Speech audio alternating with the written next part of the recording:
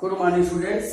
आज हम क्लास 10 सी के एसएस के चैप्टर 2 भारत के संसाधन के पार्ट 4 को लेके आए हैं। पिछले सेशन में हम लोगों ने चर्चा की थी कि भारत में पाए जाने वाले औषधि वाले पौधों के बारे में। तो मैंने आपको औषधि वाले पौधों के नाम बताए थे। आपको मैंने कहा था, आपको क्लास होमवर्क दिया था कि आप जिन जिन पौधों के बारे में मैंने नाम लिखा था उन पौधों के कम से कम 2 या 3 औषधि गुणों को आप अपने बुक से नोट डाउन करिएगा और उसको लर्न कर लीजिएगा। मैं उम्मीद करता हूँ कि आपने उस कार्य को कर लिया होगा। अब हम बात करते हैं औषधि विज्ञान विकास कार्यक्रम की। औषधीय विज्ञान या उद्यानिकी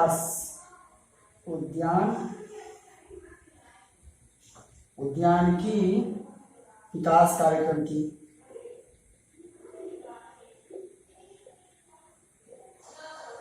की तो उद्यान विकास कार्यक्रम का मतलब जो क्या उद्देश्य है, अर्थात उसके क्या मतलब जो है उसमें क्या प्रावधान किए गए हैं, इसके विषय में हम चर्चा करेंगे। और थोड़ा सा तेजी से पढ़ते हैं क्योंकि काफी कम समय है हमारे पास और कोर्स भी हमें कंप्लीट करना है। तो हम कम से कम जल्दी से जल्दी 2 सेशन के अंदर इस चैप्टर को कंप्लीट कर सकें। तो उद्यान विकास की कार्यक्रम में के प्रमुख प्रावधान क्या हैं? तो प्रमुख प्रावधानों में सबसे पहला प्रावधान है कलम बैंक स्थापित करना। कलम बैंक स्थापित करना। दूसरा आप लिख सकते हैं मिट्टी की जांच करना। मिट्टी की जांच करना। गुणवत्ता युक्त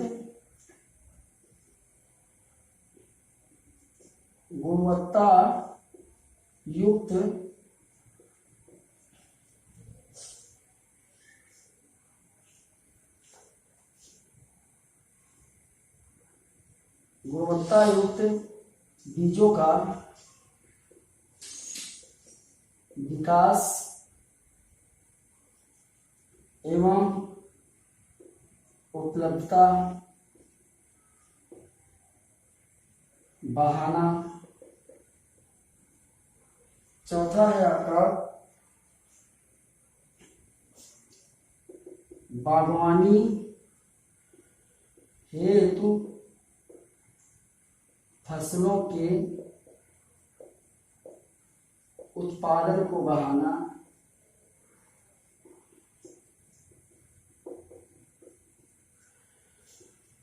पांचवा हम लिख सकते हैं निर्यात हेतु उच्च गुणवत्ता युक्त फसलों का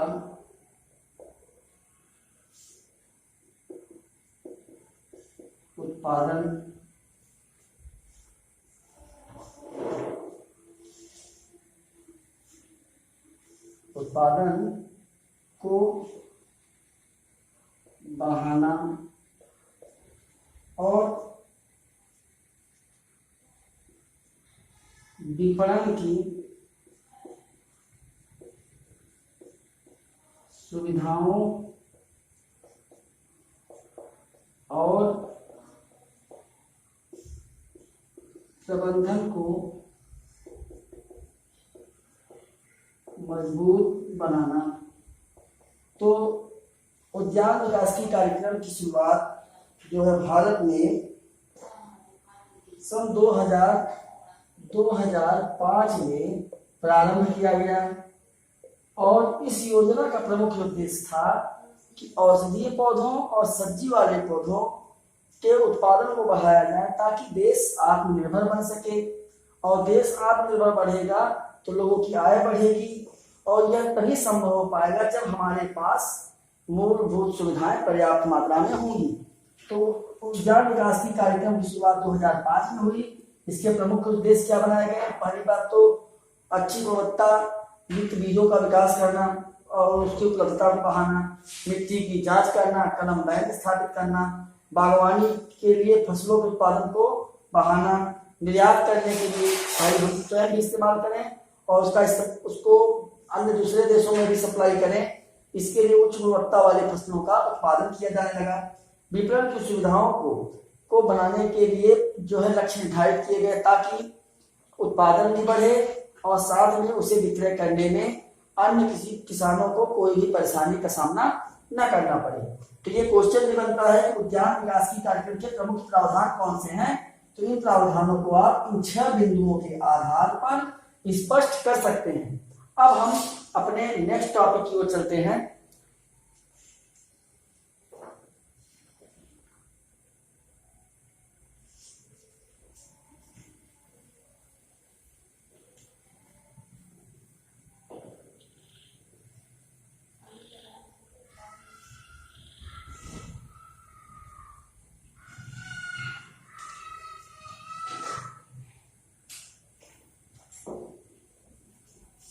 अब हम बात करते हैं खनिज की।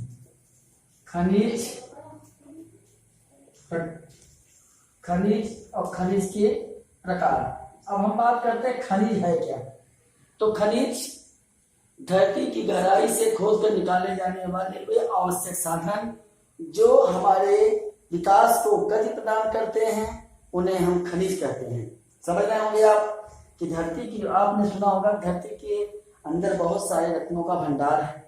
उसमें जैसे लोहा, तांबा, एल्युमिनियम, जिंक, कॉपर, तो क्या कहते हैं, कोयला, पेट्रोल, इन सभी चीजों को हम जमीन की गहराई से खोदकर बाहर निकालते हैं और इन साधनों को हम अपने आवश्यकता अनुसार अच्छे से परिवर्तित करते हैं। परिवर्तित करके उनका उपयोग हम करते हैं। अच्छा, ये सभी साधन हमारे उपयोग में आते हैं तो संसाधन कहलाते हैं। तो खनिज क्या है।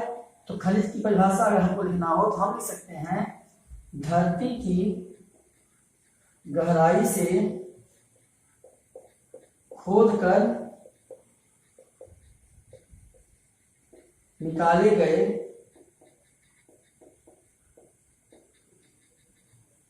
तत्व जिनका मनुष्य आवश्यकता अनुसार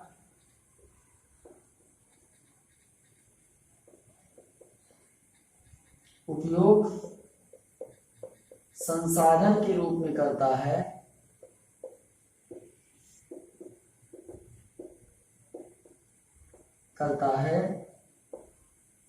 खनिज कहलाते हैं। तो खनिज की परिभाषा हम लिख सकते हैं कि भाई धरती की गहराई से खोदकर निकाले गए वे तत्व जिनका उपयोग मनुष्य अपनी आवश्यकता अनुसार संसाधनों के रूप में करता है, खनिज कहलाते हैं। और खनिज के अगर प्रकारों का वर्णन करें तो खनिज 2 प्रकार के होते हैं। एक होता है आपका धात्विक खनिज और एक होता है आपका अधात्विक खनिज। अब धात्विक और अधात्विक इनके विषय में ज्यादा हम चर्चा नहीं करेंगे। क्यों नहीं करेंगे? क्योंकि आप जब अपने क्लास की बुक साइंस को पढ़ेंगे तो साइंस में धातु क्या है, अधातु क्या है, इसके विषय में विधिवत पढ़ेंगे। हाँ, इतना जरूर कह सकते हैं कि धातुएं जो होती हैं विद्युत की सुचालक होती हैं, मगर अधातुएं जो होती हैं विद्युत के सुचालक नहीं होती हैं। तो और धातुएं जो है, जैसे धातुओं को हम आसानी से तोड़ नहीं सकते, मगर अधातुओं को हम आसानी से तोड़ सकते हैं। धातुएं कठोर होती हैं, धातुएं मुलायम होती हैं। तो कई इसके डिफरेंस हैं। तो अब धातु और अधातु, अब धातुओं के उदाहरण के रूप में अगर हम देखें तो लोहा और सोना, चांदी, एल्युमिनियम आदि हैं। अधातुओं में आपका कोयला, ग्रेफाइट ये आते हैं। तो अगर हम खनिजों का वर्गीकरण करें तो खनिजों का वर्गीकरण हम 2 रूपों में कर सकते हैं, एक तो धात्विक और अधात्विक। धात्विक को हम बोलते हैं मेटल और अधात्विक को बोलते हैं हम नॉन मेटल। चलिए अब अपने अगले टॉपिक पे चलते हैं। तो अब धातुओं में जो सबसे महत्वपूर्ण है हम उसकी बात करते हैं, लोहा अयस्क। अब लौह अयस्क आप जानते हैं, इस पे क्वेश्चन भी बनता है कि लौह अयस्क है क्या। और लौह अयस्क जैसे लोहे को हम क्वेश्चन शायद बोर्ड में हर वर्ष आता है कि लोहे को हमारे जीवन का आधारभूत, मतलब या बोल सकते हैं कि लोहे को उद्योगों की रीढ़ क्यों कहा जाता है।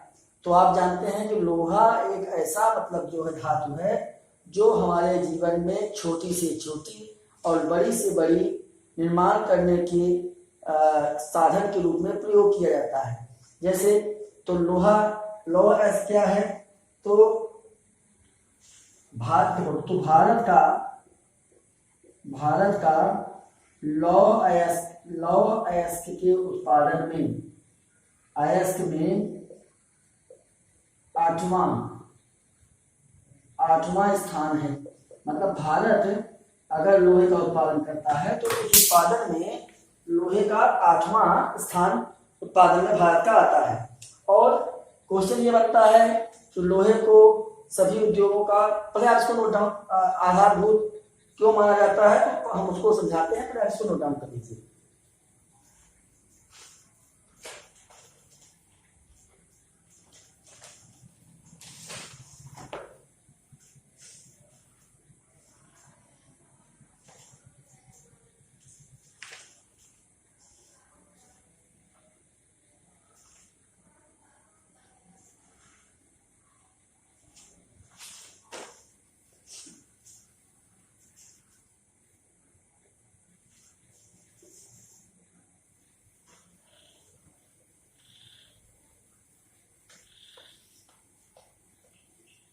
तो हम लोगों ने चर्चा की कि लोहे का लौह अयस्क बोलेंगे या लोहा बोलेंगे। देखिए अयस्क क्या है, अयस्क एक कच्चा पदार्थ होता है जिससे जो है धातुएं निकाली जाती हैं।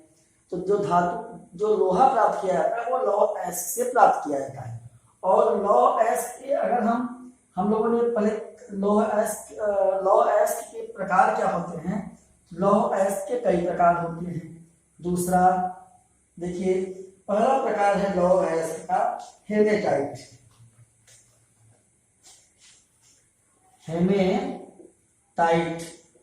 दूसरा होता है आपका मैग्नेटाइट। और तीसरा आपका होता है लिमोनाइट। और चौथा होता है आपका सिडेराइट।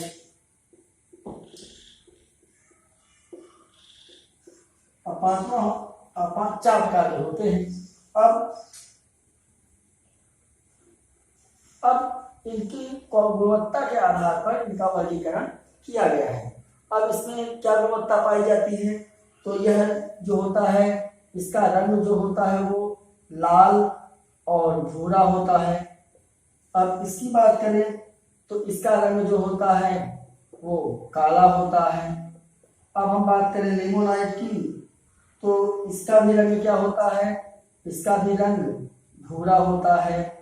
अब बात करेंगे सिडेराइट की, तो इसका भी रंग क्या होता है, इसका भी रंग भूरा होता है। ये रंगों के आधार पर हो गया। अब इसमें क्या कहते हैं, लोहा जो होता है इस अयस्क में जो लोहे का प्रतिशत होता है वो 70 से 80% पाया जाता है। और इसमें 72% लोहा पाया जाता है। और इसमें 40 से 60% तक पाया जाता है। और इसमें 10 से 48% तक लोहा पाया जाता है। यही आपको नोट डाउन करना है कि जैसे हेमेटाइट की बात करें तो इसका रंग भूरा होता है। ये 70 से 80% में लोहे की मात्रा पाई जाती है। अयस्कों का नाम है ना कि लोहे का, ये हमेशा ध्यान रखिएगा। लौह अयस्क के 4 प्रकार हैं, haematite, magnetite, limonite and siderite.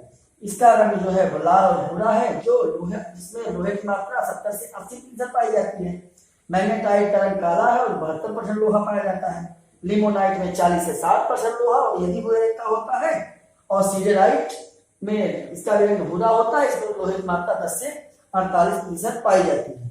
अब हम बात करते हैं, अगर हम प्रश्न करें कि लोहे का क्या महत्व है, तो पहले लिख लेते हैं लौह अयस्क वितरण। तो लौह की वितरण का मतलब यह है कि किस स्थान पर किस मात्रा में लोहा पाया जाता है, इसके विषय में हम वितरण में पढ़ते हैं। तो वितरण की बात करें तो लौह अयस्क जो है उत्तर पूर्वी क्षेत्र, देखिए 3 भागों में पाया जाता है। उत्तर पूर्वी क्षेत्र, उत्तर पूर्वी क्षेत्र, और दूसरा आपका पाया जाता है प्रायद्वीपीय क्षेत्र, प्रायद्वीपीय क्षेत्र, और तीसरी बात करेंगे मध्य भारत क्षेत्र, मध्य भारत क्षेत्र। तो इस प्रकार हम लोहे के वितरण को अगर समझना चाहें तो उत्तर पूर्वी क्षेत्र, मध्य भारत क्षेत्र और प्रायद्वीपीय क्षेत्रों में वर्गीकरण कर सकते हैं। अब उत्तर पूर्वी क्षेत्र में हम बात करते हैं तो झारखंड, उत्तर पूर्वी क्षेत्र में आता है आपका झारखंड हो गया, और उड़ीसा हो गया। झारखंड उड़ीसा जैसे राज्यों में पाया जाता है लोहा। अब उड़ीसा और झारखंड में भी बहुत सारे स्थान हैं, मगर आप मुख्य स्थानों के नाम याद कर लीजिए, आपके लिए पर्याप्त है।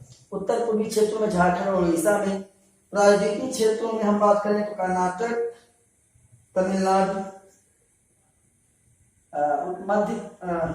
मध्य में बात करें प्रायद्वीपीय क्षेत्र कर्नाटक, तमिलनाडु, और मध्य भारत की बात करें तो मध्य भारत में आप क्या आते हैं गोवा, अर्थात गोवा एक राज्य है, मध्य प्रदेश, छत्तीसगढ़ और महाराष्ट्र। और लोहे का जो सबसे अधिक उत्पादन होता है वो होता है झारखंड, और झारखंड में एक स्थान है छोटा नागपुर का पठार, छोटा नागपुर का पठार, जहां पर पर्याप्त मात्रा में लगभग सभी खनिज पाए जाते हैं। तो इसीलिए छोटा नागपुर का पठार तो क्या कहते हैं हम, खनिजों का भंडार कहते हैं। तो लौह अयस्क का वितरण आपने समझा। अब इसमें आपको 2-4 एग्जाम्पल आने चाहिए, उसको आप विधिवत याद कर लीजिए और नोट डाउन कर लीजिए, फिर आगे बढ़िए।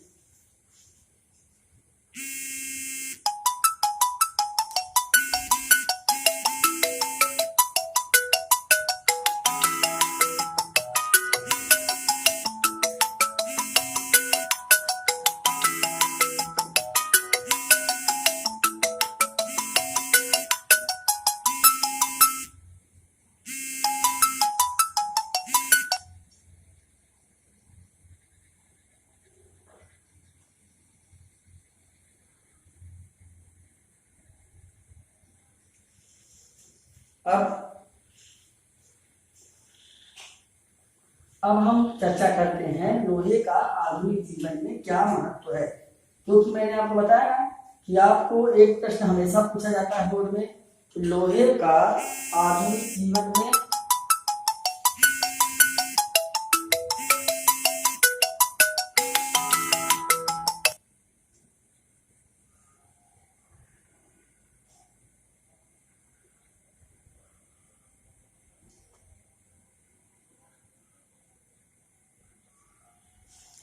तो पूछा जाता है लोहे का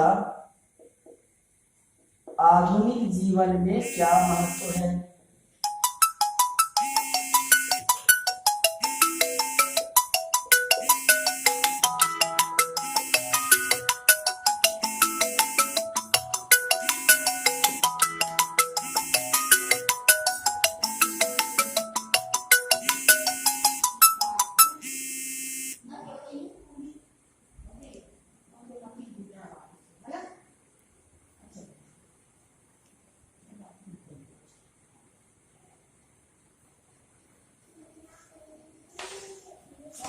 तो हम बात करें कि आधुनिक जीवन में लोहे का क्या महत्व है, तो इसे हम कुछ बिंदुओं के आधार पर समझ सकते हैं। आपको लिखना है तो आप लिख सकते हैं कि लोहे का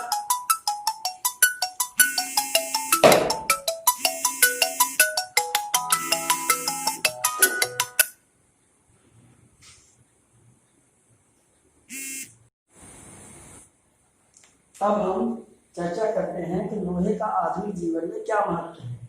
तो हम इसको लिख सकते हैं, तो लोहे का आधुनिक जीवन में महत्व को हम अपने निम्नलिखित बिंदुओं के आधार पर स्पष्ट कर सकते हैं। तो जो पहला उपयोग है हमारा कि लोहे का उपयोग आम जीवन में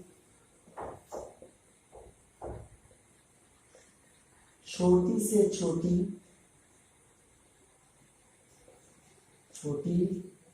वस्तु जैसे कि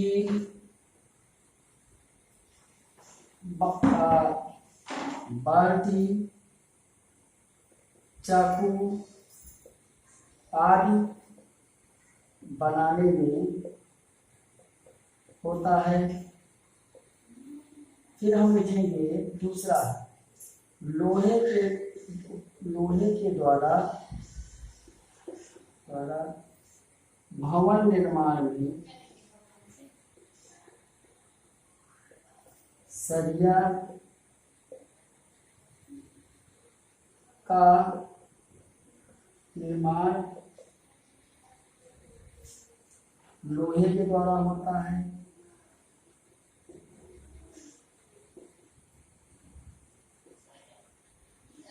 सरिया का निर्माण होता है। दरवाजे, खिड़की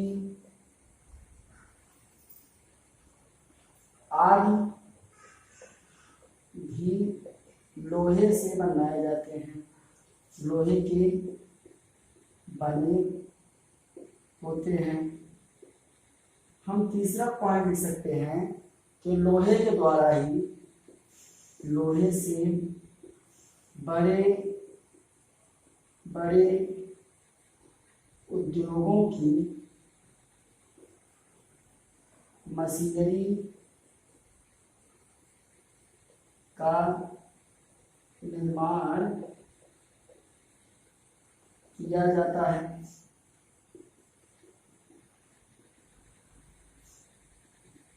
बड़े बड़े जैसे आपने देखा होगा नाव, बड़े बड़े नाव, वायुयान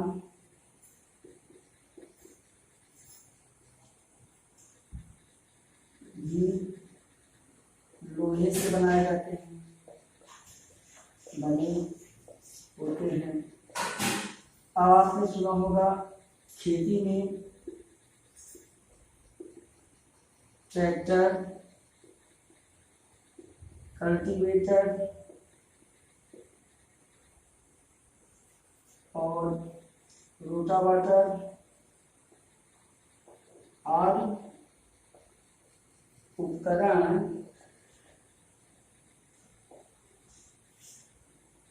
लोहे से बने हैं। तो हम इन बिंदुओं के आधार पर यह स्पष्ट कर सकते हैं कि लोहा हमारे आम जीवन को प्रभावित करता है, इसलिए लोहे का हमारे जीवन में विशेष महत्व है।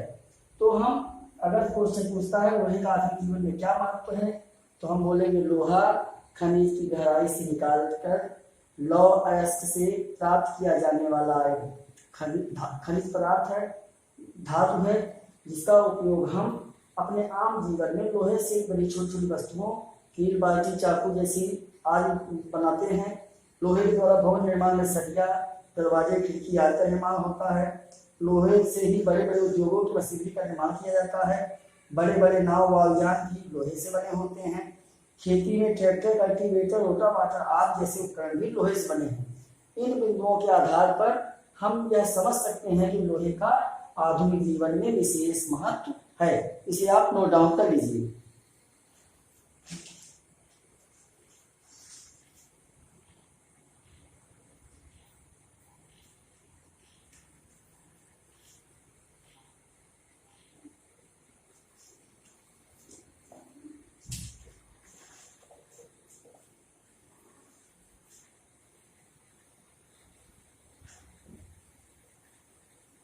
अब हम बात करते हैं अपने दूसरे खनिज की, जिसका देखिए लोहा एक बहुत ही मुलायम जो है खनिज होता है, ऐसा नहीं है कि बहुत मजबूत होता है, मगर लोहे को मैग्नीज मिला करके उसे मजबूत बनाया जाता है।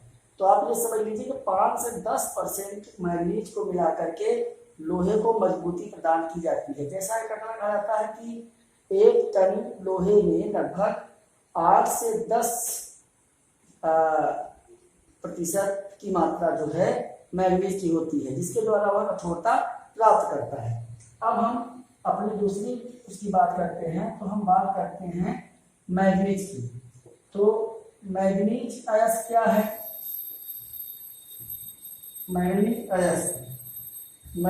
अयस्क को हम जैक ऑफ ट्रेड्स भी कहते हैं, जैक ऑफ ट्रेड्स भी कहते हैं, ट्रेड्स के नाम से जानते हैं। मैग्नीज भी हमारे लिए प्रमुख अयस्क में शामिल है।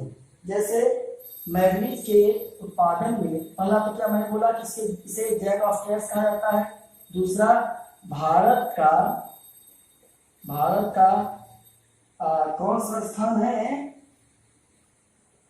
भारत का दूसरा स्थान है विश्व में। मैग्नीज के उत्पादन में भारत का दूसरा स्थान है। अब मैग्नीज अयस्क प्राप्त कहाँ से होता है?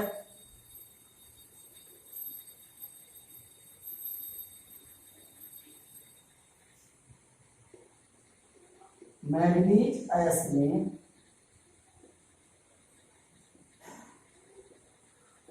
लोहा और मैग्नीज दोनों मिले हुए होते हैं। अब हम चर्चा करते हैं कि मैग्नीज का क्या कहते हैं, मैग्नीज प्राप्त कहाँ से जाता है, मतलब इसका वितरण किन किन क्षेत्रों में पाया जाता है। तो हम लोगों ने पहले पढ़ा था उत्तर पूर्वी क्षेत्र, उत्तर पूर्वी क्षेत्र। फिर दूसरा हमारा मध्य भारत, और तीसरा हमारा था उत्तर पूर्वी क्षेत्र, तो मध्य भारत, और तीसरा हो गया हमारा प्रायद्वीपीय क्षेत्र। तो अब चलिए कुछ स्थानों पर भी चर्चा कर लेते हैं कि उत्तर पूर्वी क्षेत्रों में किन स्थानों पर मतलब जो है ये जो है खनिज पाया जाता है। तो उत्तर पूर्वी क्षेत्र मध्य, तो पहले हम बात करते हैं उत्तर पूर्वी क्षेत्र में। तो झारखंड के सिंहभूम,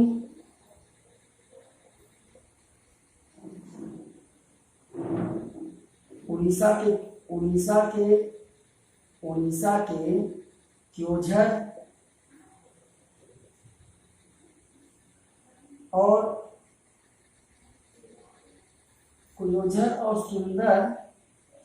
सुंदर नगर में उत्तर पूर्वी क्षेत्रों, मतलब झारखंड और उड़ीसा उत्तर पूर्वी क्षेत्रों में दो राज्य कौन कौन से हैं? झारखंड और उड़ीसा, जहां पर यह मैग्नीज बहुतायत में पाया जाता है। अब मध्य भारत की बात करें तो मध्य भारत में यह 50% तक पाया जाता है। और मध्य भारत में कौन कौन से राज्य हैं? तो मध्य भारत में बात करते हैं तो महाराष्ट्र में पाया जाता है, मध्य प्रदेश में पाया जाता है। चलिए इसको थोड़ा सा मिटा देते हैं, जगह कम है। तो ये पहले तो महाराष्ट्र, मध्य प्रदेश, राजस्थान, छत्तीसगढ़, अब 3 स्थानों में कहाँ कहाँ पाया जाता है? तो महाराष्ट्र में यह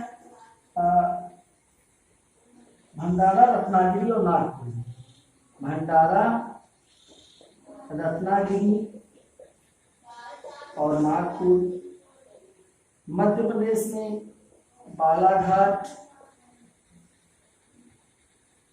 छिंदवाड़ा में पाया जाता है। राजस्थान में उदयपुर और बांसवाड़ा में पाया जाता है। उदयपुर और बांसवाड़ा में पाया जाता है। और छत्तीसगढ़ की बात करें तो बस्तर, में पाया जाता है।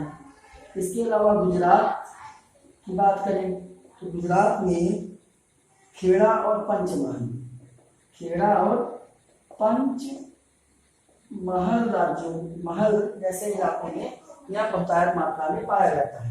अब हम बात करते हैं, हमने बात की उत्तर पूर्वी क्षेत्र, मध्य भारत। अब हम प्रायद्वीपीय क्षेत्रों में देखते हैं कि कहाँ पर यह खनिज पाया जाता है। इसको आप नोट डाउन कर लीजिए।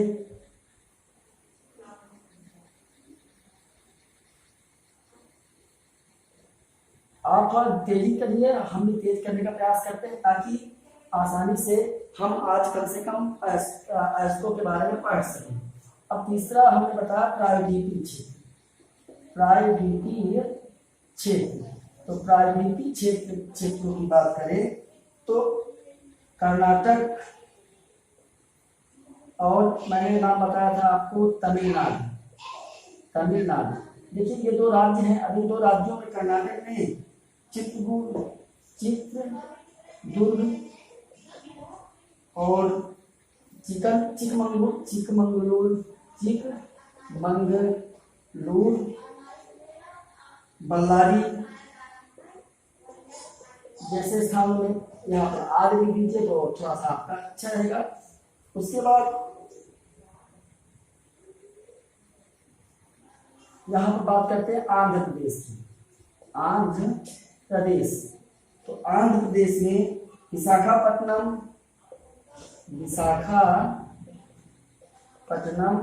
और कानाकुलम आदि में यह बहुतायत मात्रा में पाया जाता है। अब इस मैग्नीज का आम जीवन में क्या उपयोग है, तो उपयोग की चर्चा करें तो उपयोग को हम निम्नलिखित बिंदुओं के आधार पर समझ सकते हैं। तो हम बात करते हैं इसका उपयोग शीशे को साफ करने में, शीशे को साफ करने में।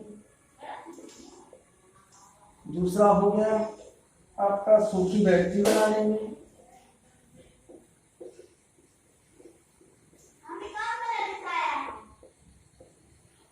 और प्लास्टिक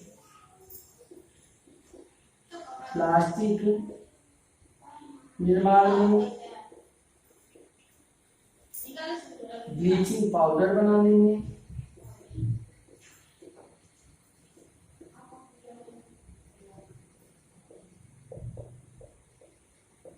में इसका उपयोग किया जाता है।